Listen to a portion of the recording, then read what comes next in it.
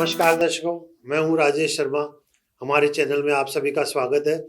मैं अंतर्राष्ट्रीय ख्याति प्राप्त ज्योतिषी, वास्तुशास्त्री और राजनीतिक विश्लेषक पंडित सतीश शर्मा जी के पास आपको लेकर चलता हूं। कुछ ईरान, अमेरिका और इजराइल के युद्ध को लेकर कुछ बातें करनी है, कुछ जानना है। सबसे बड़ी बात है कि अब जो युद्ध हो रहा है उसको लेकर सारा विश्व त्रस्त है। आदरणीय सतीश शर्मा जी, आपका स्वागत है। नमस्कार दर्शकों को, नमस्कार आपको, नमस्कार। अभी ईरान, इराक, इजराइल का जो युद्ध है उसने सारे विश्व को त्रस्त कर रखा है। सारा जो ऊर्जा का क्षेत्र है वो संकट में आ गया है। और सबसे बड़ी बात ये कि ट्रंप ने इतने सारे दुश्मन बना लिए, अपने भी पराये भी। तो अब सवाल उभर कर आता है कि एक तो युद्ध कब खत्म होगा, क्योंकि बार बार समझौते होते हैं, फिर बिगड़ जाते, फिर लड़ाई करने लग जाते हैं। दूसरा कि घरेलू फ्रंट पे हो चाहे उनके दोस्तों के फ्रंट पे हो, ट्रंप की स्थिति लगातार खराब होती जा रही है। तो आप ट्रंप का भविष्य किस प्रकार देखते हैं? राजेश जी, मैं शुद्ध ज्योतिष के आधार पर अपनी जो गवेषणाएं हैं वो करता हूँ। 28 फरवरी 2026 को तेहरान का समय 10:05 था। वृषभ लग्न में पुष्य नक्षत्र के प्रथम चरण में यह युद्ध शुरू हुआ। कॉज ऑफ एक्शन वही लिया जाएगा अमेरिका के लिए भी और ईरान के लिए भी, कि अटैक किस मिनट हुआ, कहाँ हुआ। तो कॉज ऑफ एक्शन तेहरान में हुआ, समय भी तेहरान का लिया जाएगा। जन्मपत्री की वृषभ लग्न की बनेगी। और आश्चर्य करोगे आप, गुरु, शनि और चंद्रमा को छोड़कर बाकी सारे ग्रह दशम भाव में थे। सूर्य, मंगल, बुध, शुक्र और राहु। इसमें बुध वक्री थे, बृहस्पति भी वक्री थे उस दिन। अब अपन भारत के लोग आंख मूंद के भी कोई मुहूर्त शुरू करते हैं तो नक्षत्र राज पुष्य में शुरू कर देते हैं। क्यों? स्थायी प्रकृति का कार्य होता है, शनि का नक्षत्र है। अपन कोई किसी बैठक में जाते हैं गमी के बाद तो शनिवार को नहीं जाते ना। तो ये शनिवार का नक्षत्र मुहूर्तों के लिए बहुत शानदार होता है, विवाह को छोड़कर। पुष्य में विवाह नहीं होते, श्राप है। तो जब ऐसा लगता है जैसे कोई मुहूर्त करके युद्ध किया गया हो, तो वो लोग तो पागल हैं, शासक लोग वहां के। पर अनजाने में ही एक ऐसे नक्षत्र में, ऐसी लग्न में, लग्न इस दशम में ये युद्ध छेड़ा गया कि जो चलेगा चलेगा चलेगा चलेगा, खत्म होने का नाम ही नहीं रहा। फिर दशम भाव में इतने सारे ग्रह, उसको बृहस्पति देख रहे हैं। चंद्रमा तीसरे भाव में बैठ के, पुष्य नक्षत्र में बैठ के अपने नवम भाव को देख रहे हैं, भाग्य भाव को। अमेरिका को निश्चित फायदा होगा, परंतु ये कहना मुश्किल है कि ईरान को तबाह कर देंगे, क्योंकि इस लग्न में जो काम शुरू हुआ तो जो परिणाम अमेरिका को मिलेंगे वही ईरान को मिलेंगे। ये एक बुद्धि विलास का विषय हो सकता है। तो अब मैं उस शनि महादशा मुहूर्त की, शनि महादशा, शनि अंतरदशा और मंगल प्रत्यंतर में ये युद्ध शुरू हुआ। मंगल मार्केश हैं, सप्तमेश हैं, धनिष्ठा नक्षत्र में होकर अति शक्तिशाली हैं। तो मंगल ने अग्नि बरसाई। फिर अब आ गए हैं राहु प्रत्यंतर। 29 मार्च 2026 से लेकर 10 सितंबर 2026 तक राहु प्रत्यंतर है। शनि शनि राहु।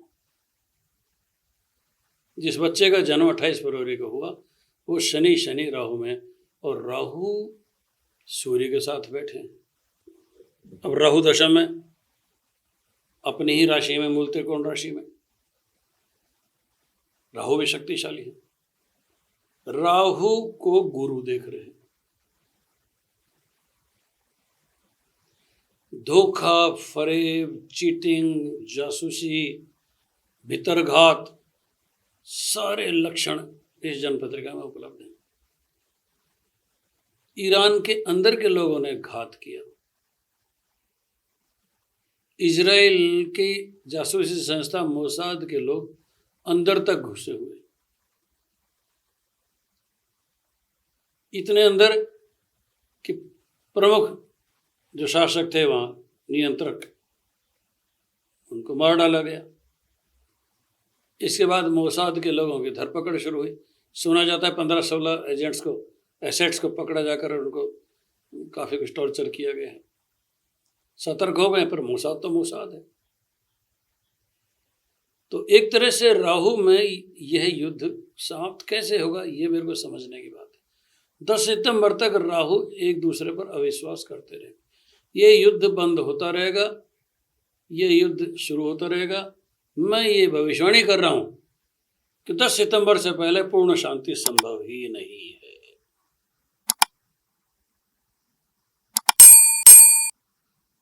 शनि राहु काल में यह युद्ध पूरी शांति को प्राप्त नहीं हो सकता। 10 सितंबर तक याद रखिए, नोट कर लें, यह युद्ध किसी न किसी बात पर चलता रहेगा। कभी वो घात करेगा, कभी वो घात करेगा। तो कहते समझौता वार्ताएं 3 जगह स्थानांतरित हो गई, पहले पाकिस्तान, फिर स्विट्जरलैंड, अब कतर में जा रही है। तो उसकी भी बड़ी रोचक कहानी है।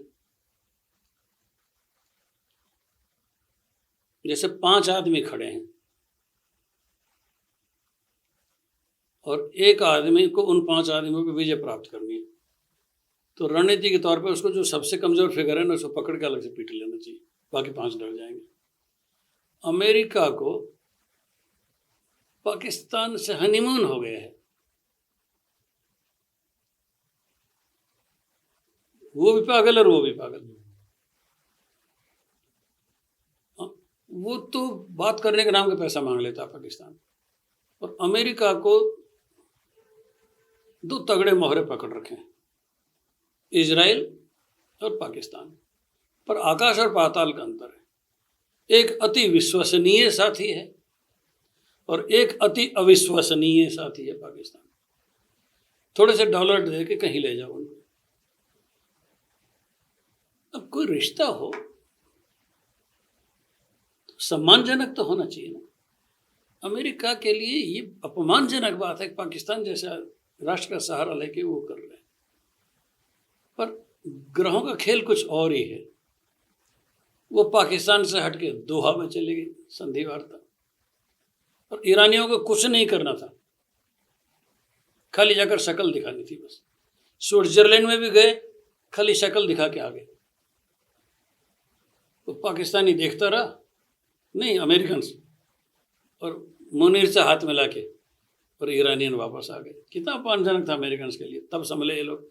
यही हाल यहाँ हुआ कि दोहा में ये लोग जिस बड़ी संधि की इंतजार कर रहे थे वो नहीं हो सकती, हो भी नहीं सकती।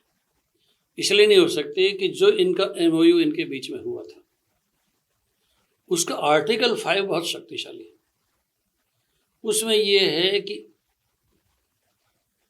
वो जो जल डमरू मध्य है उस पर किसी का नियंत्रण नहीं रहेगा। वो अंतर्राष्ट्रीय जल क्षेत्र है। अमेरिका की शर्तें, उस पर कोई शुल्क नहीं लगाया जाएगा। ऐसा चीन भी मानता है, ऐसा सारे मुस्लिम कंट्रीज भी मानते हैं। ईरान इस बात को स्वीकार करने को तैयार नहीं। ईरान अपने अच्छा, दूसरा, इस असेसमेंट को कितना नुकसान हुआ, ईरान ने पाकिस्तान से पूछा। उन्होंने कह दिया $300 बिलियन। मतलब मूर्खता की हद होती है। नुकसान तो इससे कहीं बहुत ज़्यादा हुआ है। किसी को कैलकुलेशन पता नहीं कि असल नुकसान क्या हुआ और मांगना क्या चाहिए। उन्होंने $300 बिलियन मांग लिया। अमेरिका की तो लॉटरी खुल गई, सस्ते में छूट रहा है मामला। तो बड़ी विचित्र स्थिति है। अंतर्राष्ट्रीय राजनीति का इतना क्षरण मैंने जिंदगी में कभी भी नहीं देखा। फिर भी दोहा में जो बात हुई और फेल हुई वार्ता, हॉर्मुज पर कंट्रोल को लेके, आर्टिकल 5 को लेके कभी भी ये संधि बहुत जल्दी नहीं होने वाली। अब भारत ने ओमान से मिलके और उनसे वैकल्पिक रूट निकाल लिए, वो बात अलग है। परंतु धोखा, फरेब और अविश्वास ये चलता रहेगा। ज्योतिष कहती है कि जब तक राहु प्रत्यंतर है इस मुहूर्त लग्न का जो युद्ध की 10 सितंबर तक कुछ नहीं होने जाना, या कोई भी संधि कर लो उसकी अंतिम परिणति का दिन, वॉच टाइम 10 सितंबर के बाद ही आएगा, पहले नहीं आ सकता। दुनिया याद रखे जो ज्योतिष कहेगी, देखो क्या होता है। अब अपन बात ट्रंप की करते हैं। उन्होंने अभी अपनी खास जो मित्र राष्ट्र है इटली की मेलोनी पर एक अभद्र टिप्पणी कर दी, दूसरे भी राष्ट्रों पर अभद्र टिप्पणी करी, मोदी को भी लपेटने की कोशिश करी। तो ये ऐसा कर करके वो अंदर और बाहर दुश्मन बनाते जा रहे हैं। उसका नतीजा क्या होने वाला है उनका? आपको ट्रंप बहुत प्रिय है, मैं उनकी सारी कुंडली खोल देता हूँ। सिंह लग्न की कुंडली में मंगल हैं, कन्या के गुरु हैं, चतुर्थ भाव में केतु और चंद्रमा है। केतु 27-41 पर है, चंद्रमा 28-5 पर है। ज्येष्ठा नक्षत्र का इससे बुरा कोई उदाहरण नहीं होता। संसार के सबसे शक्तिशाली शासक का ज्येष्ठा नक्षत्र, ज्येष्ठा तो रूल करने के लिए बना है, रूल तो कर रहे हैं, पर इतना अपमानजनक पराभव होगा कि दुनिया याद रखेगी। फिर उनकी जन्म पत्रिका के 10वें भाव में केतु और चंद्रमा में 2 डिग्री का अंतर है, उधर सूर्य और राहु में 2 डिग्री का अंतर है। मिथुन के बुध हैं, 12वें भाव में शनि और शुक्र हैं। उनको 14 जून से 15 नवंबर गुरु में, शुक्र में राहु चल रहे हैं। गुरु और शुक्र, देवता और दानव, वो देवताओं के गुरु, वो दानवों के गुरु। तो अंतर संघर्ष है दोनों में। विचारों में कन्फ्यूजन है, एकाग्रता नहीं है, महान जिद है और सनक है। He must be a little psychic. Who, जिसका नाम आप ले रहे हैं, वो कह रहे हैं कि मैं जीत गया तो सारी दुनिया मेरे साथ आ जाएगी, मेरे पीछे हो जाएगी। ये सच है कि विजेता के पक्ष में ही इतिहास लिखे जाते हैं। अगर हिटलर जीतता तो इतिहास उसके पक्ष में लिखा जाता, अगर नेपोलियन जीतता तो उसके पक्ष में इतिहास लिखा जाता। पर यहाँ मुझे कहते हुए खेद है कि ट्रंप के पक्ष में कभी भी इतिहास नहीं लिखा जाएगा। क्यों? कि 15 नवंबर तक गुरु में, शुक्र में पुनः राहु प्रत्यंतर है, और राहु जो कि उनके 10वें भाव में सूर्य से 2 डिग्री के अंतर पर है, उनको कभी भी अंतिम यश को प्राप्त नहीं करने देगा।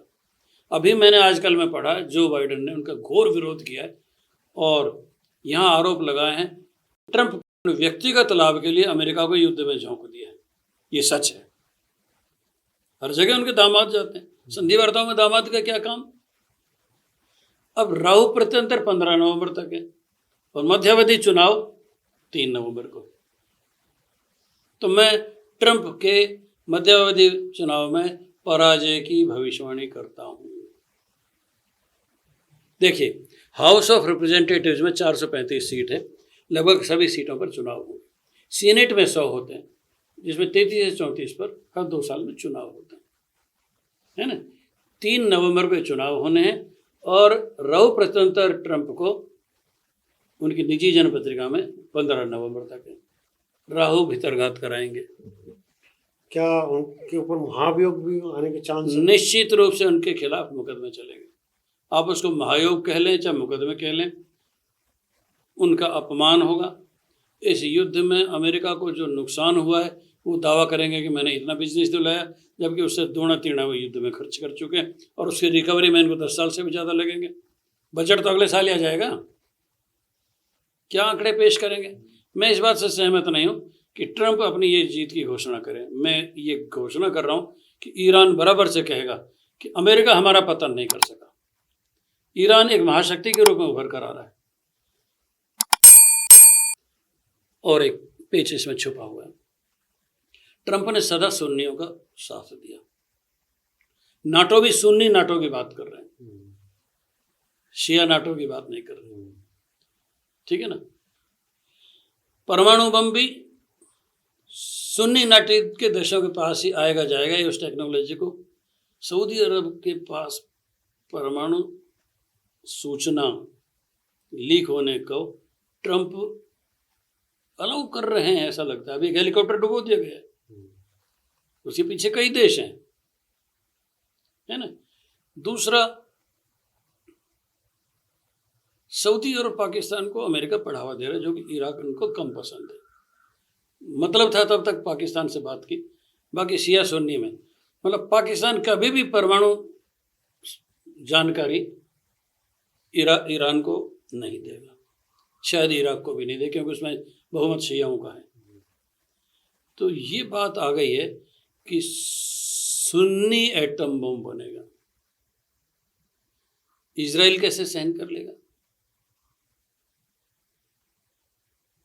इसलिए इजराइल अमेरिका के विरोध में भी जाके इसको नहीं होने देगा। उसके मोसाद चाहे सऊदी में, और एक दिन पाकिस्तान को भी आक्रमण करेंगे लोग।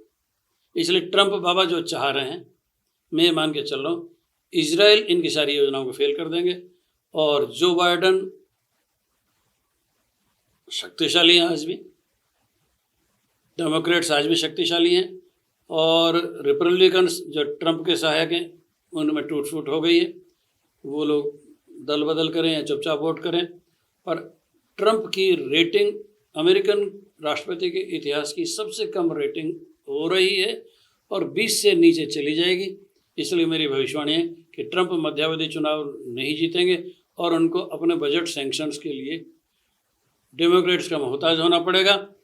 युद्ध के लिए खर्चा नहीं मिलेगा और उनको मजबूरी में ऐसे काम करने पड़ेंगे जो ट्रंप के और उनकी पार्टी के सम्मान के लिए और अमेरिका के सम्मान के लिए अच्छे नहीं।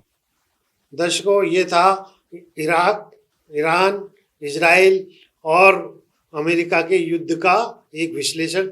इसमें युद्ध के बारे में बताया गया है कि कब खत्म होगा, क्या संभावना है, समझौता हो पाएगा कि नहीं होगा, या उसके पीछे घात प्रतिघात चलते रहेंगे। दूसरे, ट्रंप का पतन होगा, वो चुनाव हारेंगे और महाभियोग तक की भी सीमा तक जा सकते हैं। आप सभी दर्शकों को नमस्कार। हमारे चैनल को लाइक कीजिए, सब्सक्राइब कीजिए। धन्यवाद। नमस्कार।